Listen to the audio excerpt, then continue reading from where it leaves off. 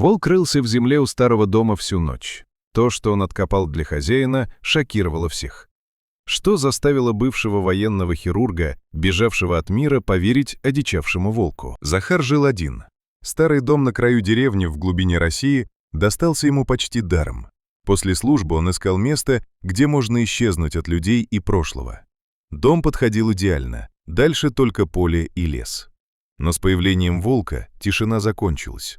Ночью Захар проснулся от странного звука, будто кто-то царапает землю. Он вышел на крыльцо и увидел волка. Тот стоял у стены дома и яростно рыл землю, будто от этого зависела его жизнь.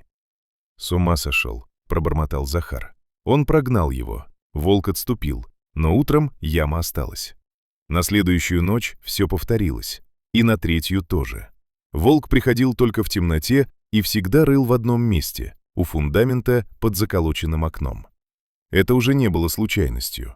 Захар начал наблюдать. Сначала с раздражением, потом с интересом, а потом с тревогой. Это было не просто поведение зверя, это была работа. На четвертую ночь Захар вышел к волку с фонарем. Тот замер и посмотрел на него, и не убежал. Просто сделал шаг в сторону, будто уступая место, как будто приглашал. Захар молча взял лопату и подошел к яме.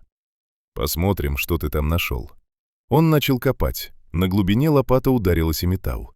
Захар замер. Сердце забилось быстрее. Он отбросил лопату и стал разгребать землю руками. Под глиной показался угол ржавого ящика, старого армейского. Он вытащил его. Замок рассыпался от удара. Внутри ткань, почти истлевшая. Фотография. Молодая девушка и парень в военной форме стояли у этого самого дома. Под ней медаль, красная звезда и тетрадь. Захар открыл ее.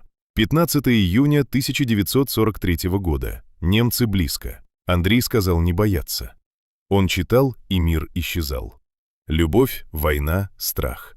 Последняя запись обрывалась. 28 августа. Они идут. Если с ним что-то случится, я спрячу. Дальше пусто. Захар поднял голову. Волк сидел рядом и тихо скулил. На следующий день он поехал в деревню и осторожно расспросил людей. Семью, жившую в этом доме, расстреляли в 43-м за связь с партизанами. Девушку так и не нашли. Захар вернулся домой с тяжелой головой. Все складывалось, но главный вопрос оставался. Зачем волк привел его к этому? Ответ пришел ночью. Снова звук. Но на этот раз волк не рыл. Он стоял у двери и рычал. Захар выглянул. У калитки стоял человек. Неподвижно смотрел на дом. Захар шагнул вперед. Фигура исчезла в темноте. С этого момента все ускорилось. На следующий день к нему приехали. Дорогая машина, аккуратный мужчина в костюме. Представился местным начальником. Спрашивал, не находил ли Захар чего-нибудь в земле. Слишком вежливо, слишком внимательно. И Захар понял, дело не только в тетради. Ночью кто-то пришел снова, но уже не смотреть. Когда Захар вернулся домой, дверь была приоткрыта. Внутри перевернутые вещи, вскрытый пол. Они искали, но не нашли, потому что самое важное уже было у него. Захар сжал тетрадь и фотографию, и впервые за долгое время почувствовал не желание спрятаться, а желание довести дело до конца. Он посмотрел на волка. «Значит, не просто так ты пришел».